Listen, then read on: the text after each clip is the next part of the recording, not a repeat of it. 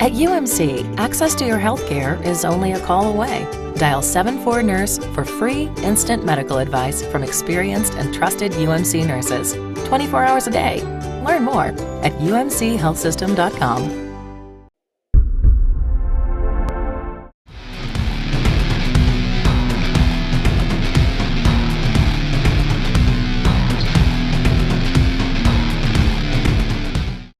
And welcome everyone to RedRaiders.com. I'm Zach along with Don Williams and Krista Pirtle, and this is the UMC Health System AJ Media postgame show coming to you from Jones AT&T Stadium, where the Texas Tech Red Raiders get by the Iowa State Cyclones today, 42-35. A very interesting game, sloppy at times, some unforeseen mistakes, some special teams, but a very good offensive performance from Davis Webb. And in the end, the Red Raiders move to 6-0 and bowl eligibility. Let's look at the highlights.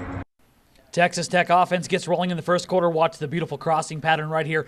Davis Webb going to find Jakeem Grant, and he is trouble and a half all the way to the house. 33-yard touchdown. Tech takes an early 7-0 lead.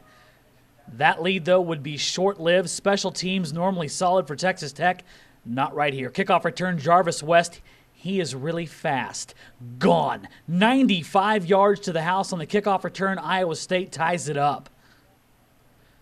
Texas Tech offense, though, would respond right here. The little nightmare, Jakeem Grant, takes a hit, makes the catch, sets Texas Tech up, and right here, Davis Webb to the veteran Eric Ward, touchdown. He's going to get up from this, and he has a few words of encouragement for Sam Richardson, the defensive back. Texas Tech takes a 14-7 lead.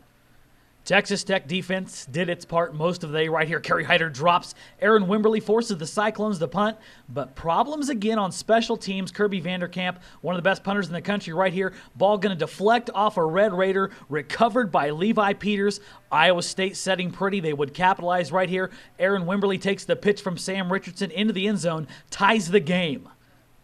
Texas Tech offense, right back to work, though. Davis Webb to the big man, Jay Samaro. 143 yards for him. Then Kenny Williams over the top. Into the end zone for the Red Raiders. They regain the lead 21-14. Running game working well for Texas Tech. Iowa State, though, not done fighting by a long shot here. Sam Richardson, the quarterback, finds some success on the keeper deep into Red Raider territory. Sets Iowa State up, and they capitalize right here to Jeff Woody. Short touchdown run. Tie ball game, 21-21 at the half. Second half running game gets rolling for the Red Raiders right here. Sidell Foster around the corner. He'll get across midfield into Iowa State territory. Then his running mate, Kenny Williams, goes over the middle. Big run right here. 251 yards rushing for the Red Raiders. That would set this up. Davis Webb dials up one of his favorite targets. Corner of the end zone, Bradley Marquez. Touchdown, Red Raiders. They take a 28-21 lead. Right now trying to take control permanently. How about DeAndre Washington? With a running room of his own. Into the end zone. Touchdown, Texas Tech. They lead 35-21. Texas Tech finds some trouble, though, right here. Davis Webb intercepted by Iowa State's Jeremiah George, the linebacker, returns it into Red Raider territory. Cyclones pull within 7 right here on the touchdown run by Chantrell Johnson. Texas Tech would have to respond. This would qualify as said response. Look at the nice move right there. Sidell Foster gone. 38 yards to the house. Red Raiders hold on to win this one. 42-35. They move to 6-0 on the year, and they are bowl eligible on a roll.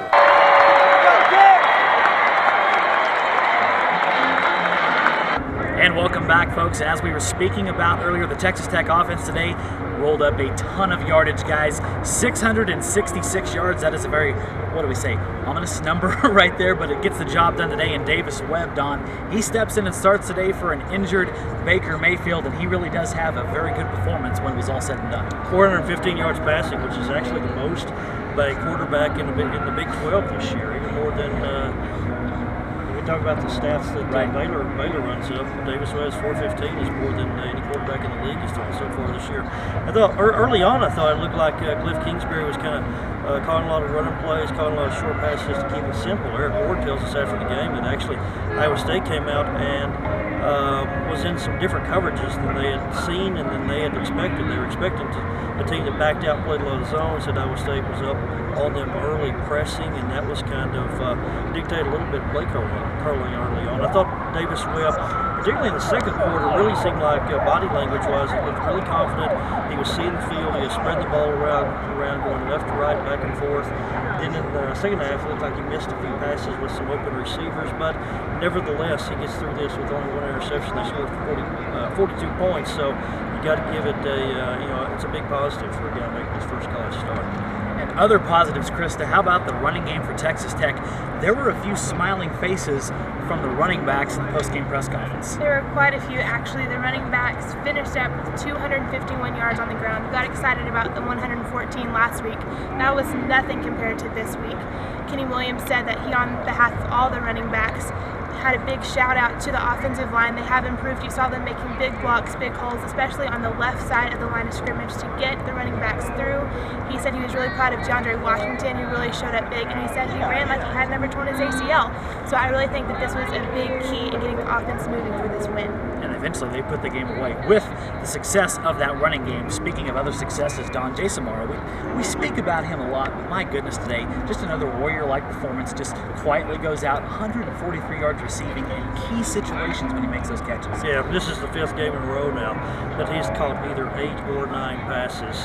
So do the math. That's about nearly 45 catches that he's gotten just in the last 5 games alone. And he's a guy that Tech needed to be big today. Again, with a freshman quarterback making his first start.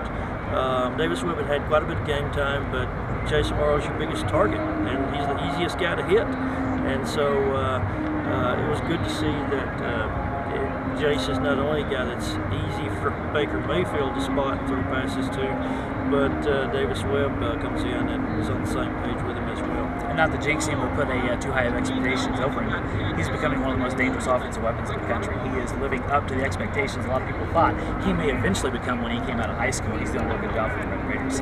Krista, on to the Texas Tech defense. The score a little deceptive. There were some mistakes today, but overall, 311 yards is what they limit Iowa State to. In the second half, they really shut the door several times in key situations.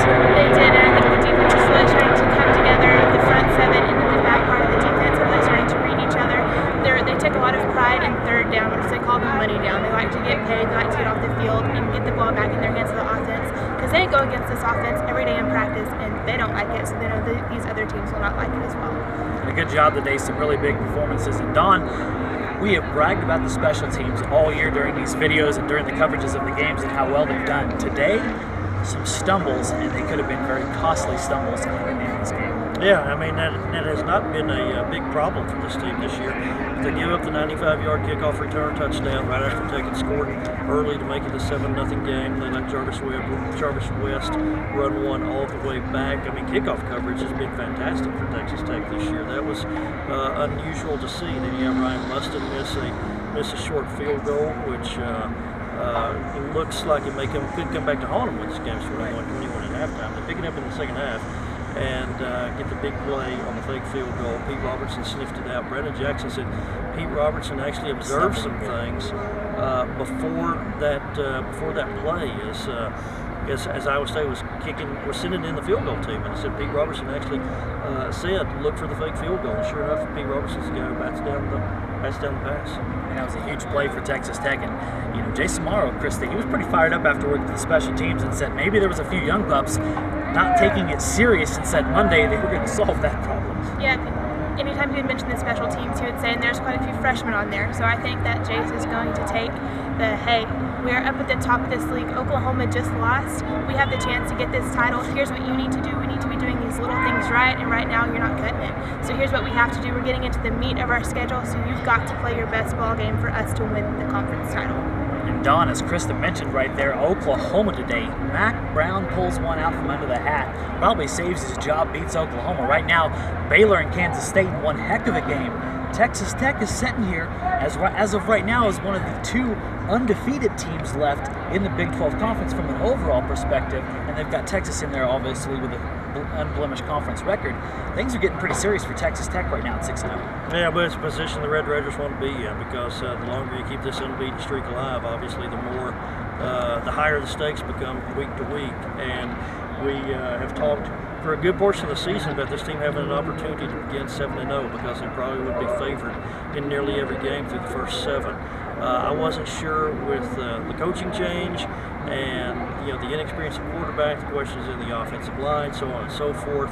if this team would be good enough to take advantage of this schedule stretch. But so far they have, and now that adds more, puts a little more on that game at West Virginia next Saturday, as the Red Raiders got to go win another game on the road. They've only done that once this year within the Big 12 against Kansas. Kansas is not that much of a challenge. Now you got to see if you can go take care of business against West Virginia. That makes then that would make that Oklahoma game 2 weeks from now really big. And Chris, that we were talking before Don got out here a while ago, this schedule is starting to look a lot more doable for Texas Tech. Now, West Virginia, no slouch. They are going to remember that beating they took on this field last year in Lubbock. A tough game at West Virginia, but right now, the expectations, you kind of have to expect Texas Tech to take care of business there. They've got a real shot to go deep into the season undefeated if they keep their head on straight. They do, and the thing is, in this conference, offenses have struggled a little bit, but for Texas Tech, their key has been the defense. It's been solid. Going to Morgantown, if you can just limit them and score one touchdown and shut them out, you win the game. Going to Norman, Oklahoma today struggled. Blake Bell didn't look so good today. If you can make them make turnovers, then Tech can come out and win. It's all a matter of what the defense is able to do and if the offense can come out and shoot from all cylinders. For the first time in a long time, Don, you actually say their fate is in their hands. They're taking care of the small things as long as they don't make a real dumb mistake. Texas Tech has a shot to have a really nice season here if they just avoid those things. Well, the thing I've been impressed with maybe the most is this team seems to play with poise. They don't generally look, even though we had all the special teams breakdowns today with kickoff return touchdown and with the punt hitting a player and losing possession that way, they generally have not looked sloppy this year, and I've been impressed with that for a new coaching staff to come in and have this team look pretty polished during the first half of the season. The other thing I like about what they've done is I think they've done a really good job developing young players, guys who have talent, and getting them in a position to succeed. In the case of Baker Mayfield and Davis Webb, getting them in a position to play well enough to give the team a chance to win. In the case of a guy like Jason Morrow, taking a guy who has enormous talent and taking him from a guy who hasn't played very much and didn't play a half a season last year to a guy who's playing like an All-American now. And you also got same thing I think on the other side of the ball. A guy like Brandon Jackson has a big game today, and the cornerbacks, a guy like Olafalimi, an unknown guy at this time last year, and then you haven't really heard his name called much this year, and that's because he's not getting beat. No one's making plays on him. Exactly. Once again, Texas Tech moves to 6-0 and bowl eligibility with a 42-35 win over Iowa State. Here at Jones AT&T Stadium, you can read all about this game, see all the videos, recaps over at LubbockOnline.com and RedRaiders.com, and then we will switch focus and get you locked in for the trip to Morgantown, West Virginia as Texas Tech travels to take on the Mountaineers and Coach Dana Holgerson. Until that time, though, lots of more coverage. Stay locked in with us. This has been the UMC Health System AJ Media postgame show. For Don Williams and Christopher, I'm Zach Long. We'll see you next time.